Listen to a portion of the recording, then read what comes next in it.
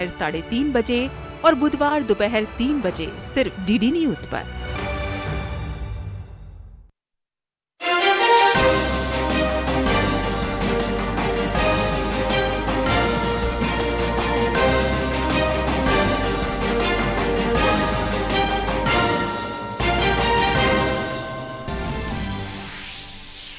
गुजरात में भारतीय जनता पार्टी के नवनिर्वाचित विधायकों की आज गांधीनगर में बैठक। विधायक दल के नेता का किया जाएगा चुनाव। केंद्रीय मंत्री राजनाथ सिंह और अर्जुन मुंडा पर्यवेक्षक रूप में होंगे शामिल।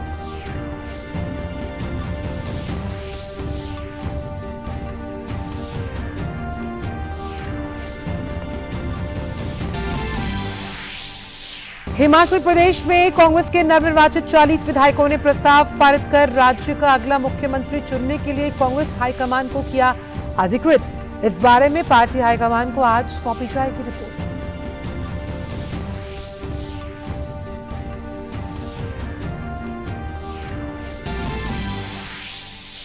अंतर्राष्ट्रीय मानवाधिकार दिवस आज राष्ट्रीय मानवाधिकार आयोग द्वारा आयोजित एक कार्यक्रम को कर चुकी हैं संबोधित।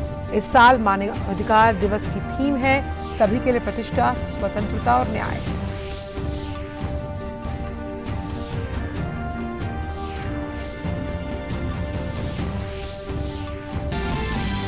चक्रवाती तूफान मैंडूस ने चेन्नई के पास मामलापुरम तट को किया पार। तूफान कमजोर होकर उत्तर पश्चिम दिशा की ओर बढ़ा। तिरुवल्लुवर से नागापट्टिनम तक सभी तटीय जिलों में तेज हवाओं के चलते रेड अलर्ट। शाम तक हवाओं की गति में आ सकती है कमी।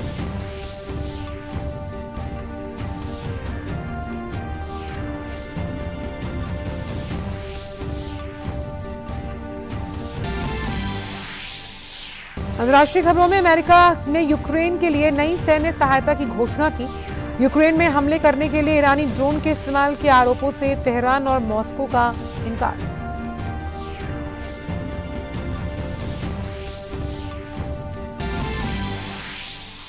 और 5 बार के विश्व चैंपियन ब्राजील क्वार्टर फाइनल में क्रोएशिया के हाथों पेनल्टी शूटआउट में हारकर हुई प्रतियोगिता से बाहर। वहीं 2 बार के विश्व चैंपियन अर्जेंटीना ने नीदरलैंड्स को हरा सेमीफाइनल में बनाई जगह। अंतिम 4 में भिड़ेंगे क्रोएशिया और अर्जेंटीना।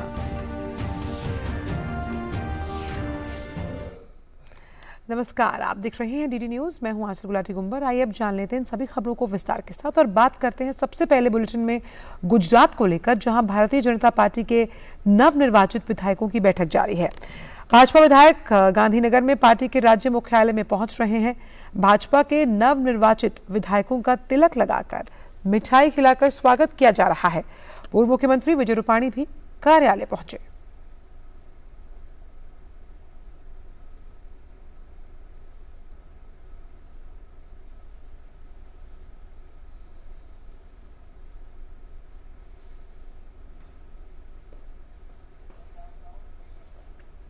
वहीं बात अगर हिमाचल की करें तो कांग्रेस के नवनिर्वाचित 40 विधायकों ने एक प्रस्ताव पारित किया और राज्य का अगला मुख्यमंत्री चुनने के लिए कांग्रेस हाईकमान को अधिकृत भी किया है। अखिल भारतीय कांग्रेस कमेटी के राज्य प्रभारी राजीव शुक्ला ने कहा कि विधायक दल की कल शिमला में बैठक हुई, जिसमें अगले मुख्यमंत्री की नियुक्ति पर विचार विमर्श हुआ। उन्होंने कहा कि कांग्रेस के सभी विधायकों ने सर्वसम्मति से प्रस्ताव पारित किया कि मुख्यमंत्री चुनने का फैसला हाईकमान पर छोड़ दिया जाए। इस बारे में एक रिपोर्ट आज पार्टी हाईकमान को सौंपी जाएगी। कांग्रेस के सभी विधायकों ने इस बैठक में हिस्सा लिया। छत्तीसगढ़ के मुख्यमंत्री और कांग्रेस के राज्य चुनाव पर्यवेक्षक भूपेश बघेल, हरियाणा के पूर्व मुख्यमंत्री भूपेंद्र सिंह हुड्डा, पार्टी की प्रदेश अध्यक्ष और सांसद प्रतिभा सिंह राज्य के कांग्रेस मुख्यालय राजीव भवन में हुई बैठक में शामिल हुए। सबसे खुशी की बात थी कि 40 राष्ट्रपति द्रौपदी मुर्मू ने आज अंतर्राष्ट्रीय मानवाधिकार दिवस पर राजधानी दिल्ली में आयोजित कार्यक्रम में मुख्य अतिथि के तौर पर भाग लिया। वहीं अंतर्राष्ट्रीय मानवाधिकार दिवस मानवाधिकारों की सार्वभौमिक घोषणा के उपलक्ष्य में हर वर्ष 10 दिसंबर को मनाया जाता है। संयुक्त राष्ट्र महासभा ने 1948 में इस घोषणा को विश्व में मानवाधिकारों की रक्षा के लिए मानक उपाय के रूप में स्वीकार किया था। इसके तहत मानव गरिमा, समानता और अपरिहार्य अधिकारों को विश्व में न्याय, स्वतंत्रता और शांति की बुनियाद के रूप में स्वीकार किया गया। इस साल मानवाधिकार दिवस की थीम है सभी के लिए प्रतिष्ठा, स्वतंत्रता और न्याय। राष्ट्रीय मानवाधिकार आयोग के अध्यक्ष जस्टिस अरुण मिश्रा ने कहा कि देश की आजादी के 75 साल पूरा होने के बाद आज मानवाधिकारों पर विशेष काम किया गया है, जिससे देश में हर वर्ग के हितों की रक्षा की जा सके। Universal Declaration of Human Rights is entering the 75th year of Amrit Kaal. It is a proud privilege to have women present on the occasion, adorning the highest constitutional post of the world's largest thriving democracy. It shows India's supreme commitment to human rights and social order, providing justice and dignity to all sections of society. केंद्रीय महिला एवं बाल विकास मंत्री स्मृति ईरानी ने 2012 के POCSO अधिनियम पर राष्ट्रीय परामर्श के उद्घाटन सत्र को संबोधित किया। अपने संबोधन में केंद्रीय मंत्री स्मृति ईरानी ने कहा कि प्रधानमंत्री के निर्देश से और निर्भया फंड से सरकार ने 1000 फास्ट ट्रैक कोर्ट स्थापित किए हैं, जिनमें से 300 से अधिक कोर्ट पॉक्सो के प्रति समर्पित हैं। Under the directions of the Honorable Prime Minister of India, with the support of the Nirbhaya Fund, the Government of India has actualized over 1,000 fast-track courts in the country, of which over 300 courts are particularly dedicated to the cause of children and the POCSO Act. We can ensure we partner with the justice system in our country to expedite solutions for our children. खबर देहरादून से, जहां की भारतीय सैन्य अकादमी में आज passing out parade का आयोजन किया गया। इस बार आईएमए की पासिंग आउट परेड में कुल 344 जेंटलमैन कैडेट्स पास आउट हो रहे हैं। इनमें से 314 भारतीय मूल के कैडेट्स आज अकादमी से पास होकर भारतीय सेना में बतौर अधिकारी शामिल हो जाएंगे। इसके अलावा 11 मित्र देशों के 30 विदेशी कैडेट्स भी पास आउट होकर अपने अपने राष्ट्र में सेना में शामिल होंगे। बिहार के गया स्थित अफसर प्रशिक्षण अकादमी में आज 22वां पासिंग आउट परेड का आयोजन किया गया। आज देश को नया ओटीए से 69 नए सैन्य अफसर मिलेंगे। इसके साथ ही टेक्निकल एंट्री स्कीम कोर्स के 61 जेंटलमैन कैडेट आज अधिकारी बनेंगे। इसके अलावा 49वें स्पेशल कमीशन ऑफिसर कोर्स के 8 जेंटलमैन कैडेट्स को भी अधिकारी का पद मिलेगा। वक्त छोटे से ब्रेक का।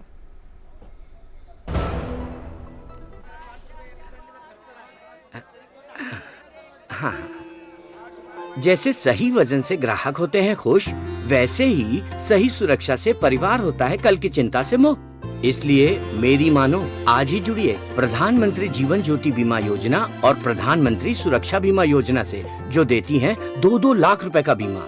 दिखाइए समझदारी, निभाइए जिम्मेदारी। आज ही अपनी नजदीकी बैंक शाखा या डाकघर जाकर इन योजनाओं से जुड़ें। REC unleashes the potential of energy. REC funds energy. Funding that catalyzes. Funding that inspires. Funding that transforms. For sustainability and reliability. For investment and development. Adding value every day in every way. This is what our energy is. This is REC. हमने फसल बीमा योजना को अधिक प्रभावी बनाया, उसके दायरे में ज्यादा किसानों को लाए। नहीं है डर, नहीं फिकर, मिली हमें नई डगर। फसल का करवा के बीमा, किसान की चिंता को छीना। हुआ सुरक्षित कल, सुरक्षित फसल निश्चित किसान। फसल बीमा सबका समाधान। आज ही प्रधानमंत्री फसल बीमा योजना से जुड़ें और फसल नुकसान से होने वाली आर्थिक हानि से निश्चिंत हो जाएं, ताकि प्राकृतिक और स्थानीय आपदा पर भी फसल नुकसान होने पर आप उसकी सही कीमत पाएं। प्रधानमंत्री फसल बीमा से जुड़ने के लिए आज ही नजदीकी कृषि कार्यालय, सहकारी समिति, बैंक शाखा, अधिकृत बीमा कंपनी या जन सेवा केंद्र में जाएं, क्योंकि सुरक्षित फसल निश्चिंत किसान। फसल बीमा सबका समाधान। कृषि एवं किसान कल्याण मंत्रालय, भारत सरकार। ब्रेक के बाद सभी का स्वागत। और अब पंजाब से एक बड़ी खबर सामने आ रही है। एक बार फिर पंजाब में रॉकेट लॉन्चर से पुलिस थाने पर हमला कर दिया गया। तरनतारन जिले के थाना सरहारी पर यह हमला किया गया है। शुक्रवार देर रात हुए इस हमले में बिल्डिंग के शीशे टूट गए। घटना में अभी तक किसी के हताहत होने की सूचना नहीं है। पुलिस की फॉरेंसिक टीमें मौके पर तैनात जो धमाके की जांच कर रही हैं। इस अटैक के बाद पुलिस ने पूरे इलाके को सील कर दिया। गौरतलब है कि ये वही जगह है जहां पर कुख्यात गैंगस्टर हरविंदर सिंह उर्फ रिंदा का पैतृक गांव है। मोहाली में पंजाब इंटेलिजेंस के कार्यालय में जिस तरह से हमला हुआ, ये ठीक वैसा ही हमला है। महाचक्रवाती तूफान मेंडूस की जो आज तड़के मामलापुरम के नजदीक उत्तरी तमिलनाडु तट को पार कर गया।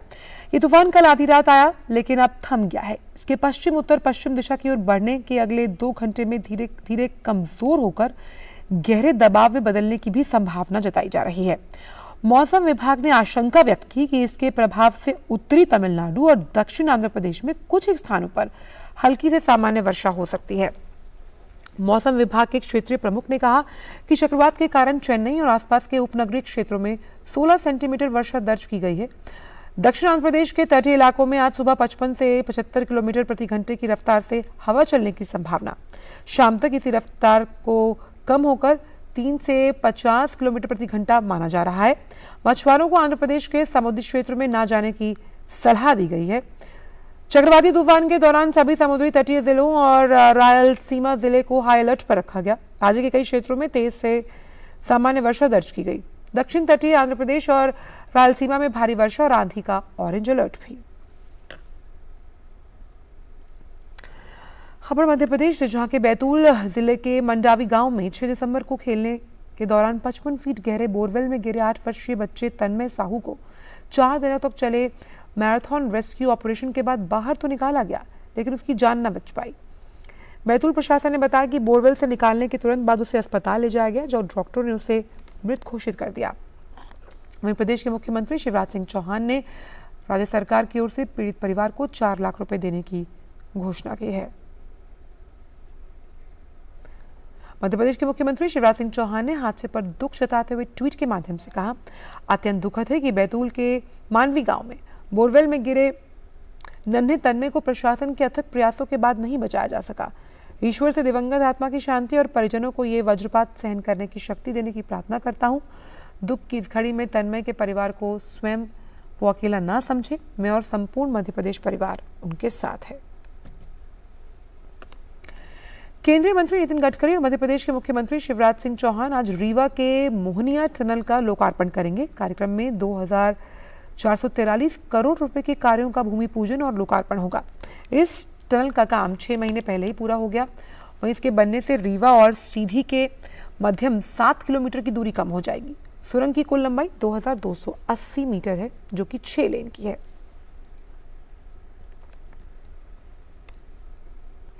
केंद्रीय रेल मंत्री अश्विनी वैष्णव ने आज वाराणसी कैंट रेलवे स्टेशन का दौरा किया। इस दौरान उन्होंने बताया कि किस तरह देश के प्रधानमंत्री हम लोगों को प्रेरित कर रहे हैं ताकि आने वाले 50 साल का सोचकर योजनाएं बनाई जाएं और वाराणसी को वर्ल्ड क्लास स्टेशन बनाया जा सके।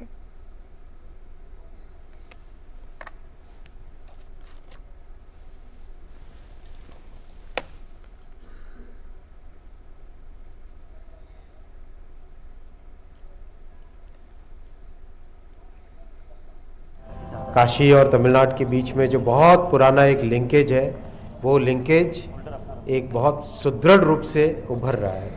दूसरा, अपने वाराणसी कैंट स्टेशन को वर्ल्ड क्लास स्टेशन की कैटेगरी में सेलेक्ट किया हुआ है। इसका डिज़ाइन बन रहा है, तो इस डिज़ाइन में किस तरह से भविष्य में काशी में बहुत बड़ी मात्रा में टूरिस्ट आने लगे हैं। ऑलरेडी 6-7 गुना बढ़ चुका है और भी कई गुने बढ़ने वाला है। उन सब को देखते हुए माननीय प्रधानमंत्री श्री नरेंद्र मोदी जी ने कहा है कि 50 साल आगे की सोच के प्लानिंग करो। तो उसी परिप्रेक्ष्य में वाराणसी कैंट स्टेशन का कंप्लीट इंस्पेक्शन करके किस तरह से भविष्य में ज़्यादा से ज़्यादा यात्री बहुत सुविधाजनक तरीके से यहाँ पे आ सके, वो व्यवस्था देखने के लिए आया। और बात काशी तमिल संगमम की, जहां शाम कलाकारों ने डांडिया और गरबा नृत्य से शाम को सजाया। छात्रों की इस प्रस्तुति पर दर्शक मंत्र मुग्ध हो उठे। उधर तमिल कलाकारों ने भी अपनी लोक नृत्य की मनोहारी प्रस्तुति पेश की। खूबसूरती तब होती है किसी संस्थान में जिसके हर कोई जुट जाए उस काम में जो संस्था कर रही है।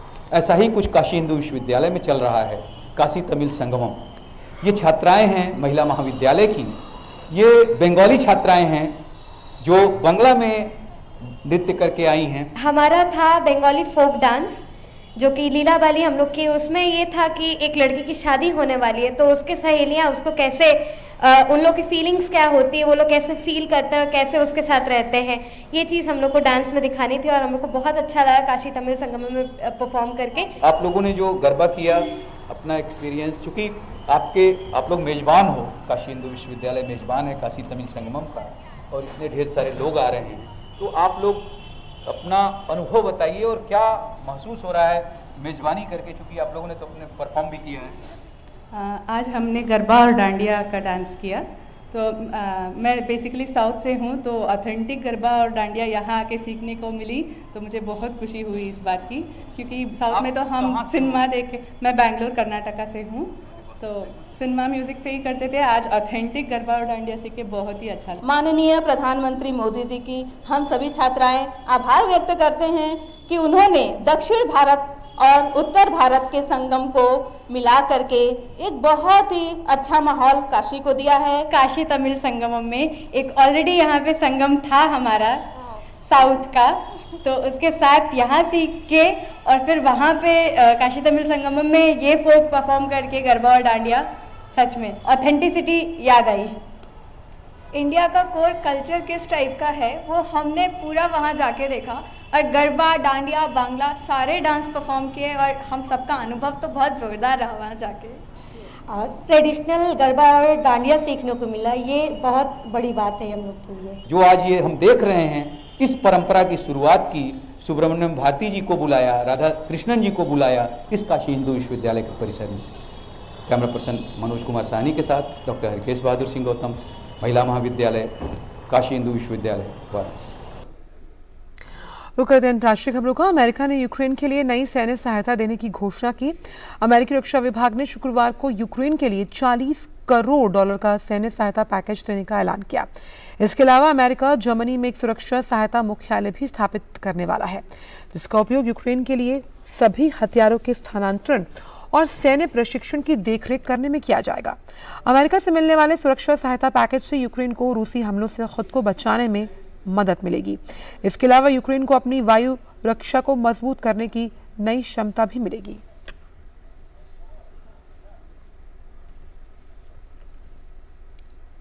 यूक्रेन के दोनेत्स्क क्षेत्र में शुक्रवार को रूस की ओर से भारी गोलाबारी हुई, जिसकी चपेट में आने से एक घर नष्ट हुआ है और एक व्यक्ति की मौत भी। इसके अलावा हमले में विश्वविद्यालय की इमारतें भी क्षतिग्रस्त हुई। गोलाबारी के बाद शहर में किसी के हताहत होने की कोई आधिकारिक सूचना नहीं है। गौरतलब है कि दोनेत्स्क क्षेत्र 2014 के बाद से रूसी समर्थित अलगाववादियों के कब्जे में रहा, जिन पर यूक्रेन के नागरिक बुनियादी ढांचों पर गोलीबारी करने का आरोप है।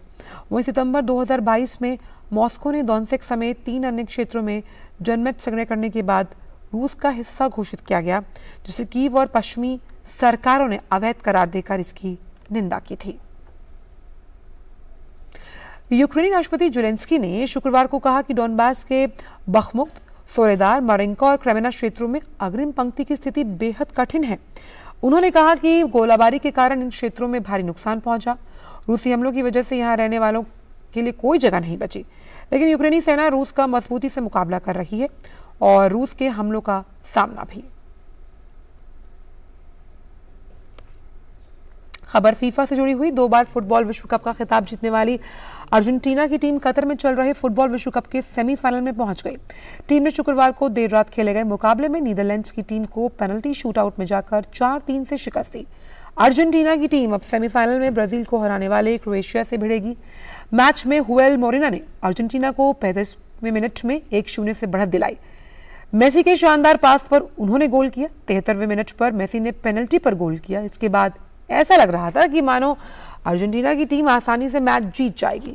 हालांकि ऐसा नहीं हुआ और नीदरलैंड्स ने आखिरी पलों में गोल दागकर स्कोर लाइन को 2-2 की बराबरी पर ला दिया, जिसके चलते बाद में मैच का फैसला पेनल्टी शूटआउट से किया गया। 5 बार की फुटबॉल विश्व कप चैंपियन ब्राजील कतर में चल रहे विश्व कप से बाहर हो गई। टीम को शुक्रवार को क्वार्टर फाइनल मुकाबले में क्रोएशिया ने पेनल्टी शूटआउट में 4-2 से हरा दिया। निर्धारित समय और एक्स्ट्रा टाइम तक दोनों टीमें एक गोल की बराबरी पर थीं, जिसके बाद नतीजा पेनल्टी से निकला, जहां क्रोएशिया ने बाजी मारी। इस मैच में ब्राजील के लिए स्टार खिलाड़ी नेमार ने गोल किया, लेकिन वे टीम को जीत नहीं दिला पाई। क्रोएशिया की टीम पिछली बार 2018 में भी फाइनल से पहले नॉकआउट के 3 मैचों को पेनल्टी शूटआउट में अपने नाम कर चुकी थी। क्रोएशिया का सेमीफाइनल में सामना अर्जेंटीना से होगा। समाचारों में इतना ही। दीजिए इजाजत। नमस्कार।